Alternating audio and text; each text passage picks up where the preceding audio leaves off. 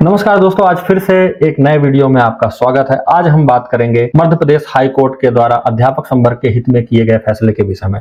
जी हां दोस्तों, Madhya Pradesh high court ने एक अहम फैसला दिया है जिसके तहत मध्य प्रदेश में कार्यरत अध्यापक संवर्ग को 1 जनवरी 2006 से छठवें वेतनमान का लाभ मिलेगा तथा एरियर राशि का होगा 6% प्रतिवर्ष ब्याज की दर के साथ भुगतान। आइए हम डिटेल से इस आदेश के विषय में चर्चा करेंगे। ये हाई कोर्ट इंदौर का फैसला है और इस पे आप देख सकते हैं कि रिट पिटीशन जो नंबर है उसका 11734 आप 2021 है। इसके साथ साथ 24 और भी रिट पिटीशन दायर की गई थी, उनकी डिटेल ये है, तो अपन इस पे बहुत डिस्कशन नहीं करते हैं, सीधे आते हैं जो फैसला आया है उसके मुख्य बिंदुओं पर।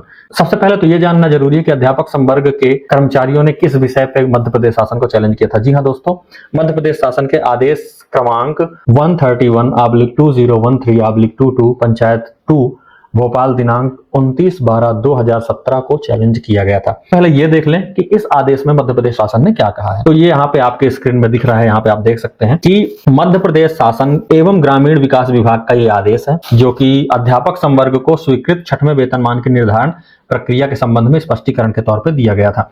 इस पे तो परिशिष्ट 4 हैं, तो एक पे हम बात करते हैं। सहायक अध्यापक वेतनमान जो तय किया गया था 5200 से लेके 20,200 प्लस 24 रुपए ग्रेड पे तय किया गया था। इसमें शिक्षा कर्मी वर्ग 3 के पद पर नियुक्ति दिखाई गई है 1/10/1998 और अध्यापक संवर्ग के सहायक अध्यापक पद पर इसमें जो नियुक्ति दिखाई गई है वो दिखाई गई है 1/4/2007 से 1/1/2016 को कैलकुलेट किया गया है 1/4/2007 से 1/1/16 तक 8 वर्ष 9 माह छठवें वेतनमान को देने के लिए और आदेश दिनांक 7/7/17 की कंडिका 2A के अनुसार इसको 8 वर्ष माना गया है।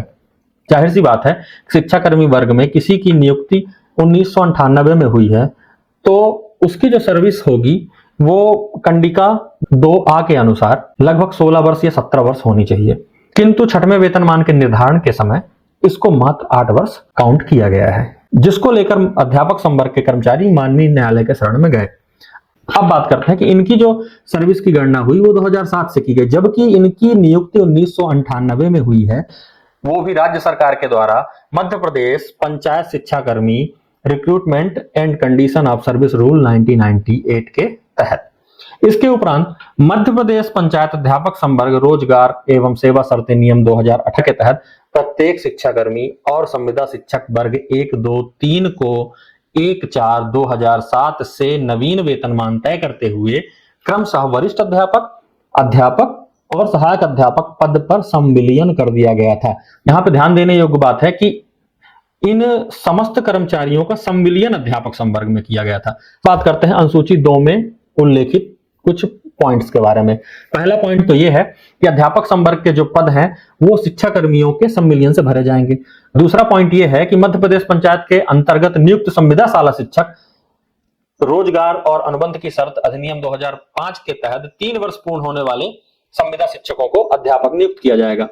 इन दोनों नोट से स्पष्ट होता है कि अध्यापक संवर्ग में कोई भी सीधी भर्ती नहीं की गई है और नोट 3 भी यही कह रहा है कि अध्यापक संवर्ग में कोई भी सीधी भर्ती नहीं की जाएगी। तो Indian settled law self define है कि एक सेवा से दूसरी सेवा में संविलियन की स्थिति में कर्मचारी की प्रारंभिक नियुक्ति की तिथि से सेवा निरंतर मानी जाती है और कर्मचारी निरंतरता का हकदार है, यानी उसकी सर्विस जो है वो कंटिन्यू कहलाएगी, यहाँ पे कहीं पे भी सर्विस ब्रेक नहीं कहलाएगी। आगे बात करते हैं नियम 2008 के लागू होने के बाद जैसे ही अध्यापक संवर्ग में शिक्षाकर्मी और संविदा शिक्षकों का संविलियन हुआ तो वहां पे नियम 2008 लागू हो जाता है। जब नियम 2008 के तहत उन कर्मचारियों को संविलियन कर दिया गया तो 1997 स्वतः निरस्त हो जाता है। ठीक है, जब 1997 निरस्त हो गया तो इनकी जो भी भर्ती होगी या जो भी इनका संविलियन है वो 2008 के संगत प्रावधानों के अंतर्गत माना जाएगा। इसलिए सभी शिक्षाकर्मी अपनी प्रारंभिक नियुक्ति की तिथि से नियम 2008 के अंतर्गत नियुक्त माने जाएंगे, क्योंकि नियम 5(1) के आधार पर उन्हें अध्यापक संवर्ग में संविलियन किया गया है। अब दूसरी बात पे आते हैं जहां पे स्पष्ट किया गया कि 2008 के लागू होने के बाद सभी याचिकाकर्ता अध्यापक संवर्ग में मर्ज हो गए। नियम 2008 लागू हो गया, सभी अध्यापक संवर्ग में मर्ज हो गए, बावजूद इसके 19/1/2011 के आदेश के द्वारा उनकी प्रारंभिक नियुक्ति तिथि से उनकी 12 वर्ष की सेवा की गणना करके प्रथम क्रमोन्नत वेतनमान का लाभ प्रदान किया गया। ठीक है, इसलिए एक बार जब प्रतिवादियों को प्रारंभिक नियुक्ति की तिथि से सेवा गणना करके प्रथम क्रमोन्नति का लाभ देने का निर्णय लिया गया था, तो छठवें वेतन आयोग के अनुदान के लिए उनकी पिछली सेवाओं की गणना उनकी प्रारंभिक नियुक्ति की तिथि से ना करने का कोई औचित्य नहीं है। जाहिर सी बात है कि भाई जब स्कूल शिक्षा विभाग ने उनको क्रमोन्नति देने के लिए उनकी सेवा की गणना उनकी प्रथम नियुक्ति से करी, तो छठवें वेतनमान की गणना भी उनके प्रथम नियुक्ति से ही होनी चाहिए थी। अब राज्य सरकार ने एक नया नियम बना दिया है जिसे Madhya Pradesh school education service teaching cadre service condition and recruitment rule 2018 के नाम से जाना जाता है, जिसके तहत अध्यापक संवर्ग के ये सभी सदस्य अब स्कूल शिक्षा विभाग के कर्मचारी हैं तथा इनकी नियुक्त प्राधिकारी क्रमशः आयुक्त लोक शिक्षण, संयुक्त संचालक लोक शिक्षण तथा जिला शिक्षा अधिकारी हैं तथा अध्यापक संवर्ग में कार्यरत कर्मचारियों को अन्य कर्मचारियों और शिक्षकों की भांति सभी नियम एवं सेवा शर्तों का लाभ दिया जा रहा है। पॉइंट ये है कि भाई जैसे 2008 में अध्यापक संवर्ग में इनकी नियुक्ति होती है, तो शिक्षाकर्मी जो भर्ती नियम 1997 था वो निरस्त हो गया। अब 2018 में सरकार ने इनको स्कूल शिक्षा विभाग में संविलियन कर दिया, तो 2008 भी निरस्त माना जाएगा। उपरोक्त के आधार पर माननीय उच्च न्यायालय के द्वारा 19/12/2017 का विवादित परिपत्र निरस्त कर दिया गया है तथा सभी याचिकाकर्ताओं को 1 जनवरी 2006 से सरकारी कर्मचारियों के समान छठवां वेतन आयोग का लाभ देने हेतु आदेशित किया गया है एवं एरियर्स की राशि 6% वार्षिक ब्याज की दर के साथ भुगतान करने का आदेश भी जारी किया गया है।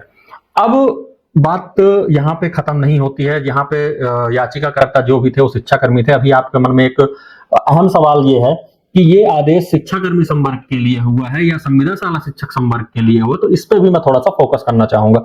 ये तो आदेश की बात थी, लेकिन अब अपन थोड़ा सा कानूनी प्रक्रिया के तहत थोड़ा सा इस विषय में भी डिस्कशन करेंगे। संविदा शाला शिक्षक से अध्यापक बने कर्मचारियों के विषय में क्या संभावनाएं हैं।